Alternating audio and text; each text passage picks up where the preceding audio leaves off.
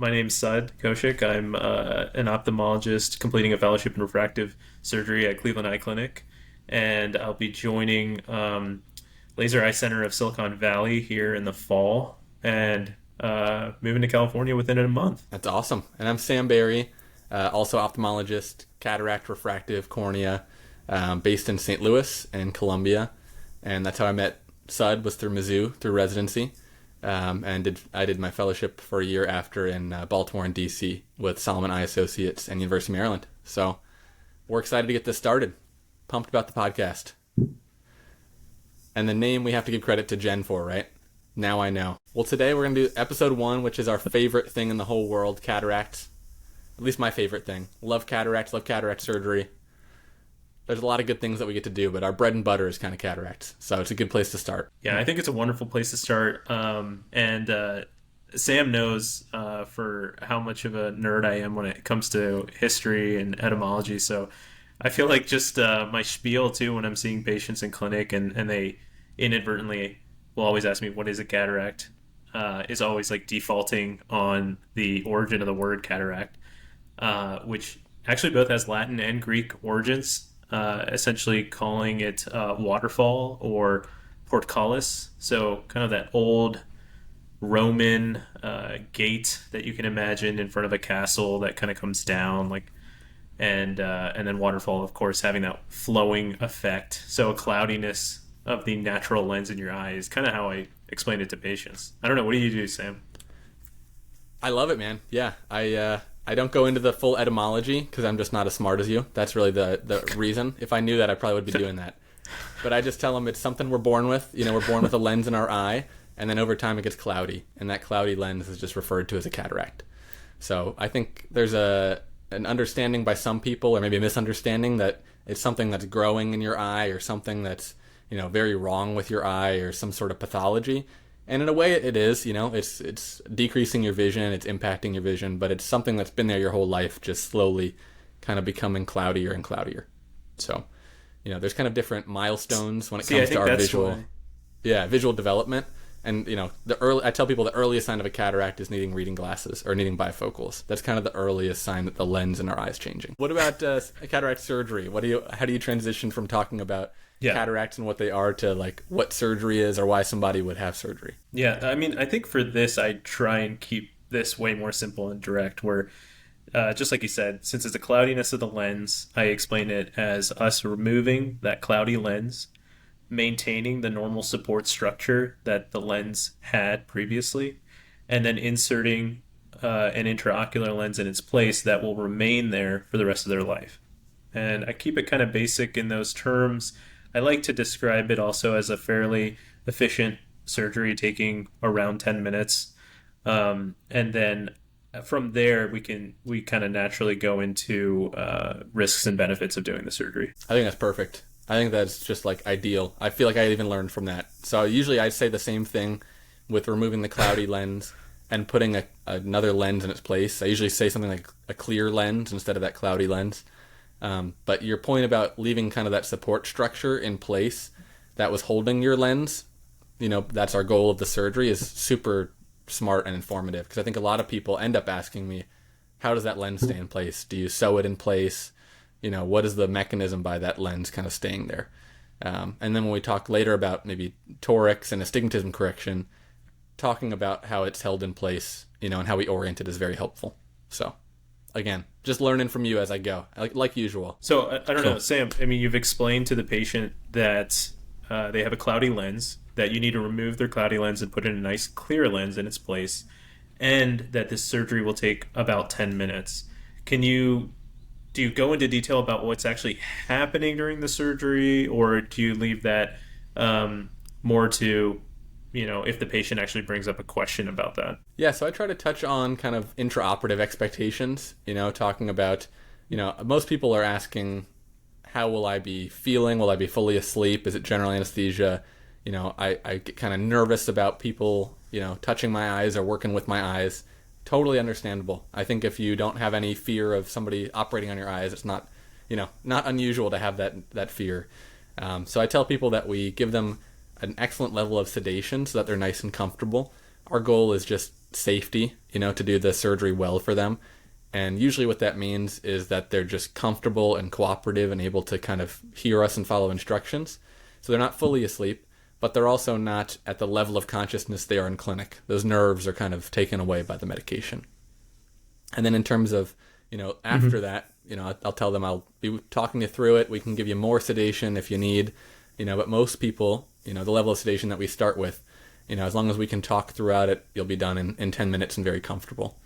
And then afterwards, just a clear shield that we put in place so you're able to see through even immediately after, maybe a bit cloudy for the first, 24 to 48 hours, but should be clearing up pretty quickly. So no patch and no need to, worry about not being able to see out of that eye at all. Yeah, I think that's great. I mean, laying good expectations for the patients, reducing their stress or anxiety about what might be happening in the OR and shortly thereafter. That's so important. A lot of times, patients will then kind of ask me, or is there just one intraocular lens? Are you just putting that into everybody's eyes? Is it custom for my eyes? How do I, know what the right lens is for me? I think that's something that's pretty common in the discussion. Is there a way that you like to begin that or go through that discussion? Yeah, absolutely. And I think what's really helpful, hopefully what we're doing right now is going to help people kind of lay the groundwork and understand what cataract surgery is and what it involves. Maybe start to understand goals of surgery, IOL, or intraocular lens choices for them. Because I find it really helpful if people have a certain level of understanding when they come into it. Whether that's before they come to their visit or during the visit, I have a little pre-op video they can watch as they go through kind of exam and testing. If we have to kind of start from complete scratch, which I think it's good for everybody to know everything about the surgery and what they're undergoing, but to come in with a level of understanding of what they're hoping to get out of it really helps. And then going into kind of specifically customized to that patient what their goal is and what lens or technology might best suit them. Yeah, I think that makes a lot of sense. It's always nice when the patient already has some level of familiarity Mm-hmm. with cataracts and what to expect. And moving forward, I think that makes the discussion a lot smoother. But yeah, I do like to take the time to explain to patients that essentially it's not a one size fits all approach. We Mm-hmm. are choosing a lens that is specifically designed to give them the vision that they want or that they're trying to aim for. And there are nuances to that, and I think that's where the art of medicine really comes into play, where you're trying to line up the patient's expectations with what's realistic, and then using the best lens technology to get you there. So there's a lot of moving parts there that patients might not initially appreciate, but I think with a good discussion, they can get an idea of what to expect. For sure. For sure. Do you want to talk a little Yeah. bit more about kind of what that discussion entails when it comes to maybe toric lenses or astigmatism correcting lenses, monofocal lenses, Yeah. maybe multifocals or Yeah. EDOF, extended depth of focus, and light adjustable lenses? Just a little touch point on kind of maybe each one that you use in your practice. And then, kind of a Mhm. little bit about insurance coverage versus out of pocket cost. And I can jump into for a few of those. Yeah, I mean, I think this is where your preoperative testing really helps guide my discussion, and also having the patient's refraction also really helps guide the discussion. So the first thing I'll say is I like to look at their biometry. I like to get an idea of um, what their axial length is, and also how much astigmatism they might have, and then also using that with their current refraction. That helps me build everything off of that. Then I can ask the patient, how long have you been nearsighted? How long have you worn your glasses? And then from there, also going into just basic questions of, do you mind wearing glasses after having cataract surgery? Do you mind wearing it all the time, or would you only rather wear it for reading? And then also asking a little bit about their hobbies and interests. Once I've gotten that kind of background, I think it really helps steer my best recommendation for the patient. I'm always like you. I know how adamant we both are at trying to reduce astigmatism. So I think that's Big one of the time. biggest discussions There's right no off the such thing as bat. good astigmatism. No Is such thing as good astigmatism. Yeah. it's right. We gotta Yeah. get rid of it all. Get- The basically that's kind of how I'll begin essentially is if they're a myopic patient, they've been myopic their entire life, and they don't mind wearing glasses, then I think it really makes the decision tree a lot more narrow.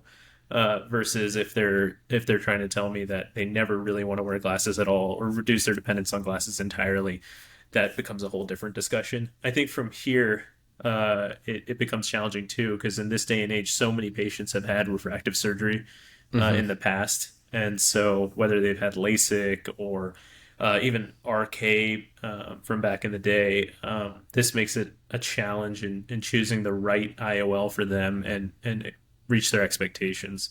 So, that's kind of my basic start. hmm We can definitely dive into this further. I just wanted to hear your thoughts. Yeah. So I totally agree. Do you watch or do you listen to Smartless, the podcast at all? There's a podcast with like Jason Bateman, Uh, Will Arnett, and Sean Hayes. oh no, Anyway, I whenever gotta. there's something, it's really good. Anything they're talking about like industry stuff. Like when they're Mhm. interviewing somebody and they're all in the movie or entertainment industry and they're talking about something that the public wouldn't understand. They always reference Sean Hayes' Yeah. sister Tracy. So they'll be like, "Oh, what about Tracy from Wisconsin? Like, what would you know?" So if something's a little bit too inside baseball, they'll do that. So for me, I just thought of when you Mhm. said myopic. For us, that's like, boom, we know what that means. Yeah.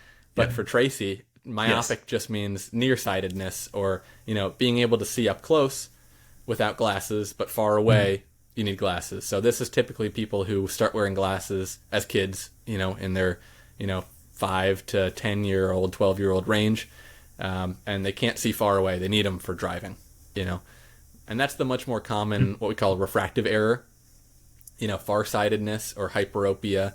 People that need glasses that are like instead of the lens being a minus on your prescription, it's a plus on your prescription. That's farsightedness or hyperopia. And typically, not always, but those people oftentimes don't wear glasses until their 30s, 30s or 40s. That's kind of how I talk to people about, because their experience kind of dictates their comprehension or understanding of glasses and farsightedness and nearsightedness. Now, there is, you and I know there's a small number of people that are farsighted, that are highly hyperopic, that wear glasses as children too, right? There's people who are like 5 or 6 years old that are Mhm. +6 or +7, and they're wearing glasses. So, but in general, I don't know if you found that as well. Kind of just asking somebody when they started wearing glasses helps them kind of understand nearsightedness, farsightedness, or somebody, if they're just saying, I didn't wear glasses until I was 35 or 40, in my head, I'm already like, they're, hyperopes. Yeah. I think that's spot on. I do pretty much always ask the patient when did they start wearing glasses, and to your point, if a patient tells me, "Oh, I didn't really start wearing glasses till I was 38," my brain is already off in one direction. Yep. Not the band, but Yeah. the discussion I think really helps having that, because the patient also has an idea of, oh, I saw really well when I was 20. I want that again. And so your discussion with the patient is going to be totally different than if they've been wearing glasses since they were 7 and they were nearsighted and they're just used to glasses or contacts, and the idea of shifting what they've been so used to for their whole hmm life in one surgery might be pretty daunting to them. Yeah. So for that nearsighted Yep. patient, I guess we could even, we could do a whole episode more on just Yeah. refractive outcomes and what people are starting from, a low myope versus a high myope, or Mhm. low hyperope versus a high hyperope, or a, plano presbyope, all these things that we consider with cataract surgery. But let's say, somebody's coming in for a cataract surgery evaluation and they are maybe a low to moderate myope, meaning they're a little bit nearsighted, Mhm. right? They can take their glasses off to read, right? But they have cataracts, they have Mhm. blurriness that they just can't get past. Glasses won't help them anymore. What's your IOL discussion like? And I know it depends on what people's goals are, but let's say they have otherwise perfectly healthy eyes. And that's something, again, just to quickly recap for people, is if there's comorbidities, meaning glaucoma, macular degeneration, any corneal diseases, these are things we all take into account. and we can have all the lens discussions we want. But at the end of the day, if somebody's eye just isn't suitable for a certain lens technology, kind of it's on us to educate people and tell them why they are or are not, but also to kind of give them our best recommendation for what lens would best suit kind of both their refractive goals, but also what's in their best interest for their eye health. Yeah, I think if a patient came in who's a low to moderate myope, I think the discussion would just be centered around, once again, what their goals are after surgery. If they told me they want to see really well at distance, they want to be able to drive, they want to watch sports games, watch a movie without relying on their glasses at all, and then they don't mind wearing a pair of readers for computer use or even cell phone or book use, then I kind of have the discussion of doing a monofocal, a single kind of focus point lens for this patient, and putting that in both right and left eye, and then having them utilize those readers for up close. Now, a lot of patients come in and they tell me, in that same scenario, low to moderate myope, they tell me, I want this opportunity that we're about to have cataract surgery. I want to then come out of it basically not wearing glasses at all, or reducing my dependence as much as possible on glasses. So I think the discussion changes a little bit there. Once again, as you've mentioned, if they have a very healthy, we'll say normal eye, otherwise anatomically healthy eye, I think then the options are pretty open for them. They can have multifocal lenses, or a lens that allows them to have a certain range of vision, or they can even do something that we call monovision, or as also sometimes referred to things like blended vision, where you do put in a lens that helps them see at distance in their dominant eye, and then intermediate or near in their non-dominant eye. And so that's another option for these patients. I think expectation setting is the most important thing when you're having these kind of discussions, is just making sure that they truly understand what that means. So whenever I discuss a multifocal lens, I make sure to mention glare, halos, decreased contrast. I ask about what they do for work, their hobbies. Do they drive a lot at night? I think all of this is very critical to making sure you have a happy patient and a happy surgeon at the end of the day.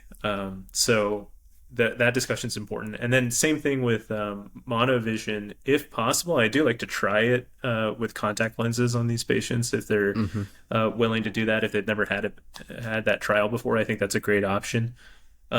Or if they don't want to try it, I think it's reasonable to begin with their dominant eye and aim for plano or distance, and then see them back and see how they like it, and then start discussing the non-dominant eye and choosing a target for the non-dominant eye.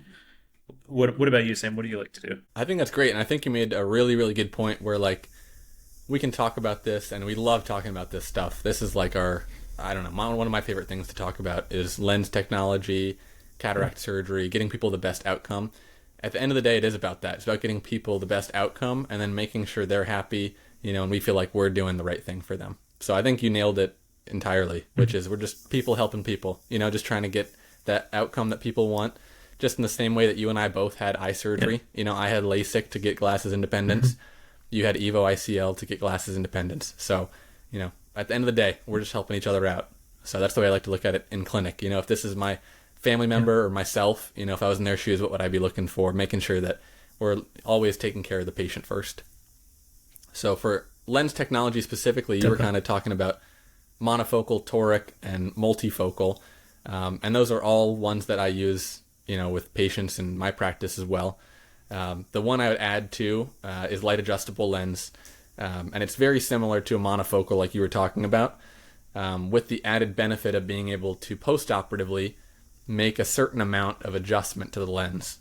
And that not only helps us to kind of, what I tell patients is just like hit the bullseye, right? Be able to, the first calculation that we do from clinic and from, the preoperative calculations gets, kind of onto the dartboard, but we can adjust it straight to a bullseye every time when we use that light adjustable lens. And then more in depth than that, if somebody wants a whole lot of glasses independence, or as much as we can get, we start talking about blended vision or monovision. both preoperatively, but also throughout the light adjustment process. So I think like you said, every patient's anatomy, preoperative refraction, all these things come into mind for the best way to get them the glasses independence that they're looking for. So when it comes to that low myope, like you were talking about, I think we both probably agree that if they're looking for glasses independence, there's multiple ways to get there, right? It could be a multifocal lens, it could be a light adjustable lens, and kind of a subset of multifocal being extended depth of focus. But right now, as of July 2024, 4th of July that we're recording this, I'd love to get a little specific for the people who out there who are, doing surgery, residents, fellows, other surgeons. Up to this point, we've kind of covered a patient level, general education, and then maybe more like a med student and resident level. And our goal with every episode is to do kind of the introduction level for general education, you teaching me what a cataract means.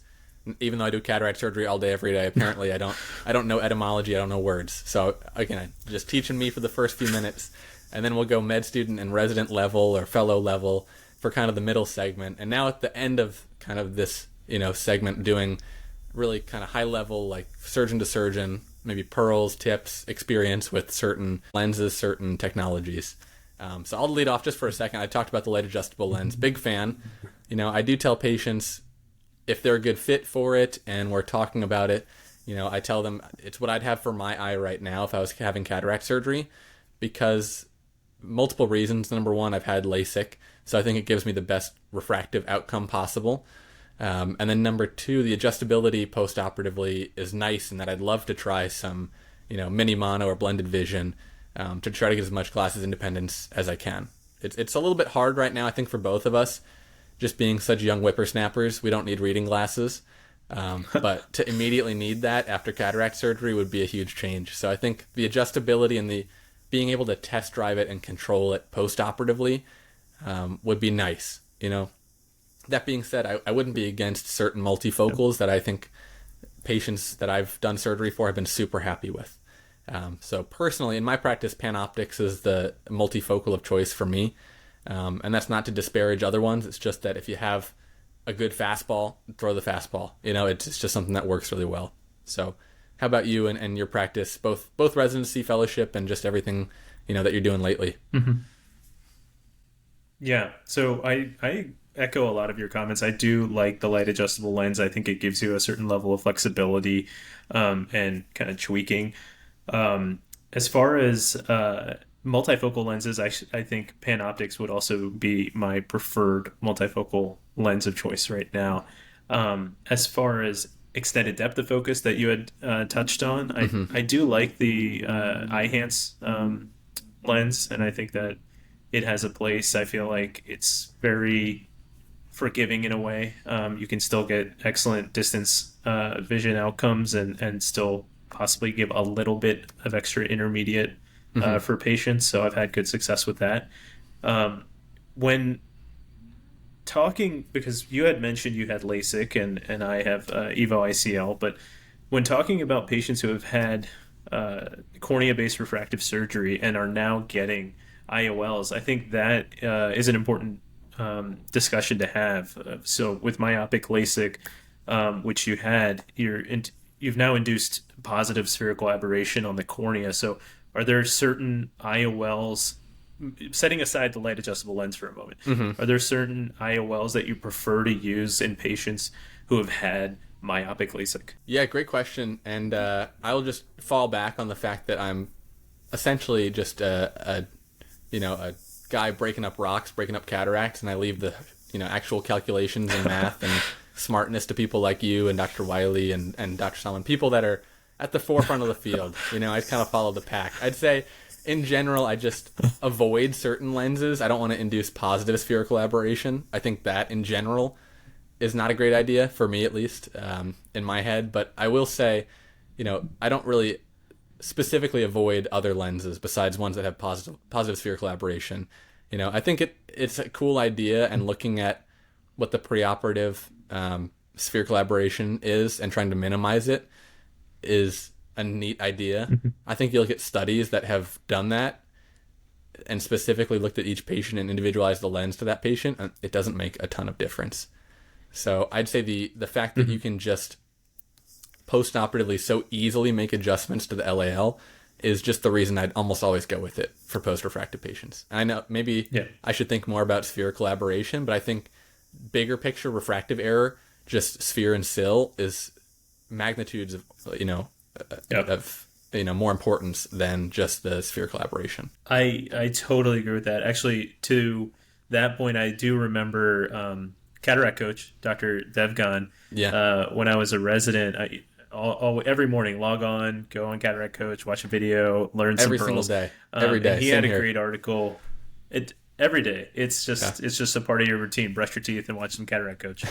Um, but the one of the things that he had written in, I think, an article or maybe it was one video was, I think as a resident you start learning about all these topics and then your brain starts racing and you're eager and you want to chase after these higher order aberrations, and you want to think about how do I minimize that and how do I really get the patient optimized. Hmm. But then you've missed a diopter of sill or something like that. Yeah. So he had a really good message, which was essentially, satisfy these lower order aberrations before you go chasing off these higher order aberrations. And Totally. I think that makes the most sense. You need to get the sphere, you need to get the sill, and you need to make sure that's all dialed in before you even start pondering these more esoteric topics.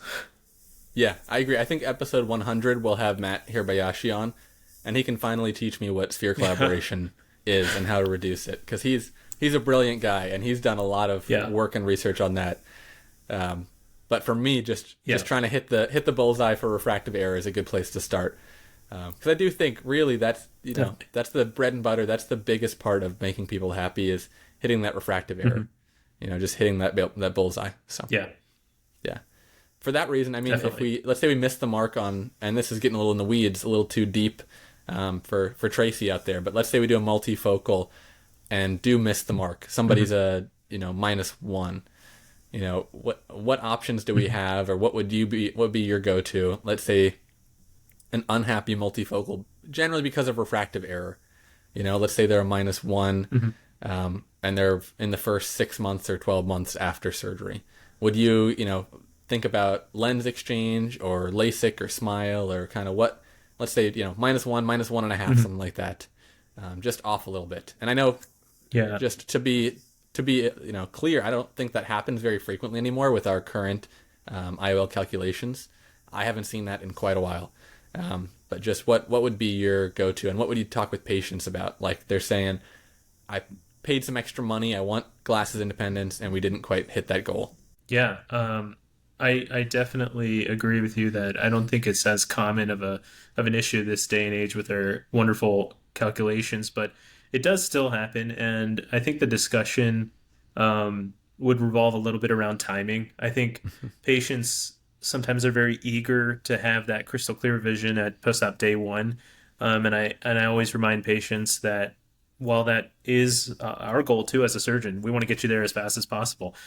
Sometimes it's okay to wait a little while and Hmm. see how things kind of stabilize. So I usually like to wait at least a month, recheck the prescription, make sure that it's stable at that -1 or -1.5, and then I think you have to examine for causes of a refractive miss. So was there an error in biometry that you had preoperatively? Did you intend to put in a certain power lens and somehow along the way put in an Hmm. incorrect power? Um, so all of these things you have to really make sure, or is the lens position, has it shifted a little bit? All of Hmm. these things you have to examine, do a thorough clinical exam and imaging to make sure you roll that out. But provided everything's stable and there's no other real cause for this patient's uh, -1 error, I think as long as the cornea has a safe profile and there's enough space there, I would probably lean a little bit towards doing something like a LASIK enhancement, Hmm. because in that scenario, it seems to me pretty reliable, fast. I don't have to go inside the eye again. And those are all kind of big things for me when I'm having that discussion with the patient. Granted, I would also make sure that I discuss things like dry eye and implication of that after having LASIK shortly after having cataract surgery. Hmm. And I would also prefer to wait a little bit longer, even not just a month, maybe at least like 2 or 3 months, just to have refractive stability before I go forward. I don't think I can fault anyone for doing a lens exchange either, because having a one diopter miss, you can definitely go ahead and treat that with the appropriate lens exchange. Yeah, I think you hit all the options Yeah. perfectly, and I think some of it just comes down to your discussion with patients. I mean, they have Mhm. just as much input, and even though you have the expertise, it comes down to what they see in terms of risks and benefits for procedures. I've even had people where it's rare, but you kind of don't hit the exact refractive target they're looking for. You give them the options for, we can do this, we can do that. And they're like, oh, I'm not especially unhappy. I don't need another procedure, but I'm just not crisp Mhm. 2020. I wanted to know why. It's good that I know that there's options. You went over them with me. Like they're happy enough with that. So I'd say that's actually not Mhm. infrequent. Somebody just wants to know there's nothing wrong. There's just a limit to kind of our Sure. preoperative calculations. And I think one day I'll probably have that happen with the light adjustable lens. Knock on wood, I haven't had that happen yet, where it's hasn't lived up to the hype of being able to adjust to what people want, which is really nice. It's one of those Mhm. technologies that really does deliver. At least if you set the expectations preoperatively that you're going to have some weeks afterwards of doing adjustments to get to the final goal. Whereas multifocals, as you know, are just kind of pretty quick, pretty immediate. Within the first couple of days, people see that whole range of vision. So overall, man, I'm just so Mhm. excited about cataract surgery and just what we can offer people. I mean, just being able to correct it's the Yeah. most powerful refractive surgery. And my staff hear me say that all the time. And they know what it means. And I say it to patients and Mhm. they just stare at me blankly, kind of like the way I stare at you when you start talking about sphere collaboration. Same thing. But I'm just like, it's the most powerful refractive procedure we have. We can have people that are minus 30 that we're correcting their vision, and we can have people that are plus Mhm. 15 that we're correcting their vision. So it's just incredible the range that we can do with lens based surgery. And just as a segue to kind of what Yep. that entails, what lens based surgery means, because we've been talking about cataract surgery, and I threw a new term in there out of nowhere. But what's the difference, or is there a difference between cataract surgery and lens based or refractive lens exchange or clear lens exchange? There's many different names, but what are those procedures and how do they compare? Yeah. So, I mean, I think it comes back to what a cataract is, the cloudiness of that natural lens, and I think when we start involving insurance and medical insurance coverage for these type of procedures, they need to see a certain level of visual decline, and they need to be able to see that that cannot be improved with things like glasses or contacts. And so at that point, it's pretty safe to call it a cataract and have medical coverage or insurance coverage for the procedure. But um, the lens itself is that area which is becoming the cataract, and so you can remove that at any time. And so frequently we will remove that in patients who do not technically meet the definition of a cataract, to get them to their desired level of vision. So a lens, you can call it a clear lens exchange, a refractive lens exchange. I think the way I describe it to patients is I'm doing the exact same thing that I would be doing in a cataract surgery, but I'm doing it before you actually have a cataract. Hmm. Is that something similar to how you say it? That's very similar. That's very similar. And for people out there who are wondering, like, why would I do that if it's not time for cataract surgery? Why would I have, surgery if I don't, have a cataract if it's not bothering my vision? So, in your experience, for the people you've done refractive lens or clear lens exchange for, what's their motivation? Kind of, what's the reason that they've come to you for that? Yeah, so I would say the majority of patients which seek out a refractive lens exchange or clear lens exchange are usually farsighted individuals, in my experience, Mm-hmm. individuals who are very hyperopic, or, as we talked about earlier, have that +6 or +5 type prescription. Mm-hmm. And they're not able to see really at any range, whether that's distance, intermediate, or up close. And so they're looking for a solution that can help them see better. And classically, things like laser vision correction for someone who's a +6 or a +7 Hmm. is notoriously more challenging. And so, doing a refractive lens exchange or a clear lens exchange can help improve these patients' visions, within one day, and really get them seeing a lot better. And so that's at least my experience for the vast majority of these refractive lens exchanges. Sometimes we do have patients who come in who are also nearsighted and request this as well. So I don't think there's any exclusionary criteria. It's just more having that discussion with the patient and then weighing the risks and benefits of the procedure. Because as you and I both know, there's a lot of nuances here: the anatomy of the eye, the length of the eye, the vitreous Hmm. and its attachment, how it changes with age. And I think that plays a lot of importance and role when you're actually doing a lens-based surgery. I think you hit all the high points, all the things I talk with people about too. I think that's a perfect summation. Breaking it down into maybe three categories for me at least, breaking it down into the hyperope, the myope, and then the plano presbyope, right? So for Tracy, that plano presbyope is somebody who's never worn glasses until they get to about, somewhere between 40 and 50, and they start to need reading glasses. And that's what we call a plano, meaning they didn't need glasses for distance or up close when they were younger. Presbyope, just meaning the need for reading glasses, presbyopia. And so I think for myopes and hyperopes that are presbyopic, so they either need bifocals or progressives, refractive lens exchange, clear lens exchange, in general is a pretty solid option. Obviously, like you said, there's certain things we think about with vitreous detachment and risk of surgery, risks and benefits of surgery. But thinking about the plano presbyope, so the other two groups I'd say, in my mind, are pretty safe for refractive clear lens exchange and pretty obviously benefit from it. From a plano presbyope, somebody whose only complaint is, I want to get out of reading glasses. What's your discussion like with that person? I'm just thinking, surgeon to surgeon in July of 2024, and this can change based on what lenses come out in the future. And if we had this discussion 4 years ago, it'd probably be different than it does today.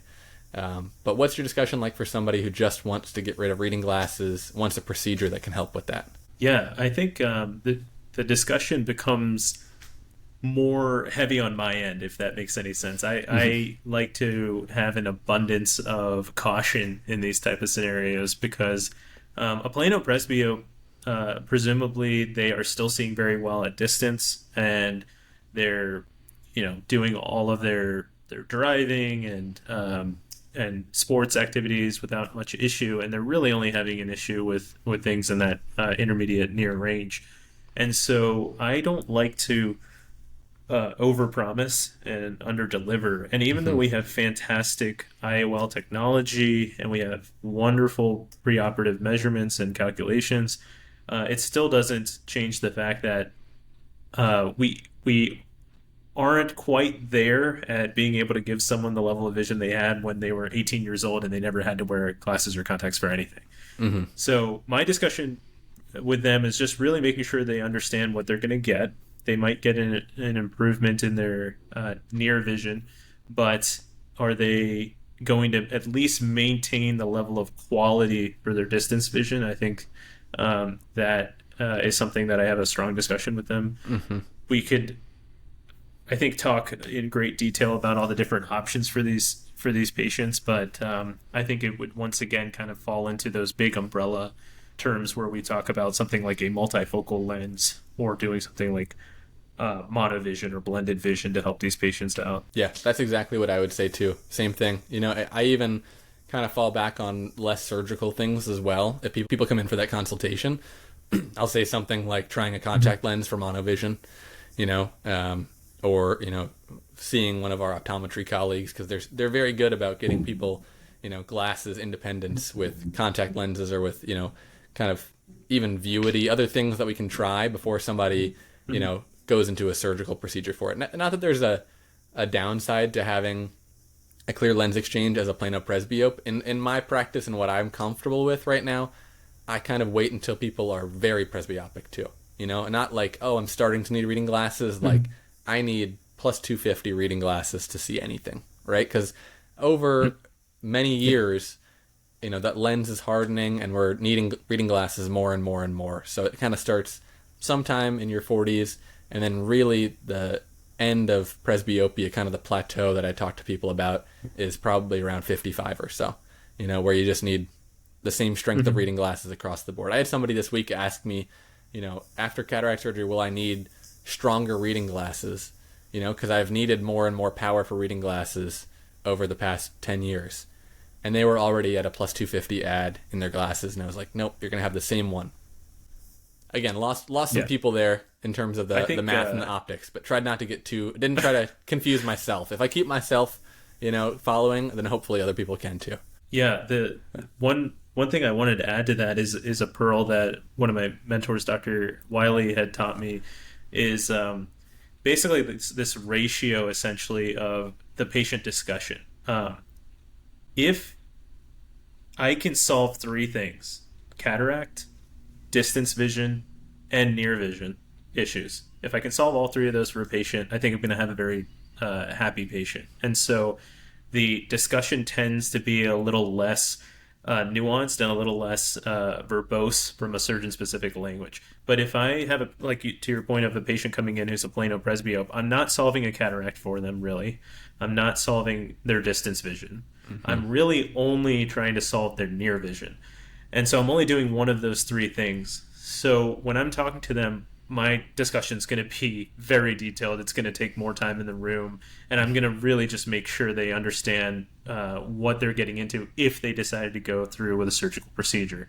So I think having that perspective in my head has helped, because it also lets me triage the amount of time I'm going to be in a room. If I'm just looking at a patient's chart and I'm seeing what they're starting with, I know how much time I'm going to spend in that room. So it's just a little pearl that I picked up, and I really enjoyed it. I love that. I love that way of splitting it up, in our heads, in terms of what we're addressing, what we're able to improve. And that's also a good point, that we're able to do so much with cataract surgery. We're able to improve not just the cataract, but we can improve distance vision and near vision. And by distance vision, we oftentimes mean nearsightedness, farsightedness, or astigmatism. So just so many things to consider when it comes to cataract surgery planning and lens choice for patients. Just in the last couple minutes here, last segment here, anything this week or anything exciting that has come up in clinic or in the OR? Just yesterday had the opportunity to go through a case with one of my mentors where we did an IOL exchange in a post YAG patient. So I always think that's if you're listening and you're a medical student or a resident, a YAG is essentially the procedure that opens up the posterior capsule, that support structure that Sam and I were talking about, where the intraocular lens is suspended. You've created a hole in that support structure, and now the vitreous in the back of the eye is just right there in direct communication with the posterior surface of your lens. So trying to remove that lens and put in a new lens without making the vitreous angry is, I think, always something to be in awe of. So that was something interesting, and the case actually went very smoothly. The vitreous behaved itself, and patient was 20/50 uncorrected prior to surgery, and then I saw him an hour later. He was already 20/40 plus 2, and I think when I see him back in another week or so, I'm hoping for even more visual improvement. That's awesome. For our listeners, that's a double black diamond, which for me as a pretty novice skier is tough.